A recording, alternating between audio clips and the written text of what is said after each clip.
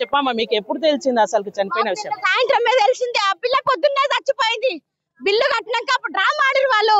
Bill కట్టించుకున్నారు, చచ్చిపోయింది. Heart attack వచ్చిందని చెప్పారు, కానీ హార్ట్ అటాక్ కాదు, ఏం కాదు. వాళ్ళు ట్రీట్మెంట్ ఏదో రాంగ్ చేసారు, అందుకనే చచ్చిపోయింది ఆ పిల్ల. ఇప్పుడు వీళ్ళిద్దరికి న్యాయం ఏం చేస్తారో మీరు చెప్పండి. మా డిమాండ్ ఏంటంటే ఈమె 10 lakhs, ఈమె 10 lakhs ఫిక్స్ చేయండి అంతే. ఇప్పుడు ఆ పిల్ల తల్లి పోయింది, ఎవరు దక్కిస్తారు? ఇద్దరు ఆడపిల్లలు ఎవరు చూస్తారు? తండ్రి కూడా బాగలేదు. ఇప్పుడు ఎవరిని పట్టించుకున్నారు ఆ పిల్లలు? మాకు ఇది ఒక్కటే మేము కోరేది. వీళ్ళిద్దరికి 10 lakhs వీళ్ళ పేరు మీద. ఫస్ట్ చెప్పలేదా? బాడీ చనిపోయిందా ఫస్ట్ చెప్పలేదా? చెప్పలేదు, బిల్లు కట్టించినాక చెప్పిర్రు. బిల్లు కట్టినాకనే చెప్పిచ్చిర్రు. మత్తు సుధేశ్వర్ అని చెప్పిర్రు అంతే. అని ఏదో రాంగ్ ట్రీట్మెంట్ చేసిర్రు, అందుకనే చచ్చిపోయింది. శనివారం నాడు మంచిగా మాట్లాడింది ఆ పిల్ల. అంత సడన్ గా ఎట్లా అవుతుంది ఆ పిల్లకు?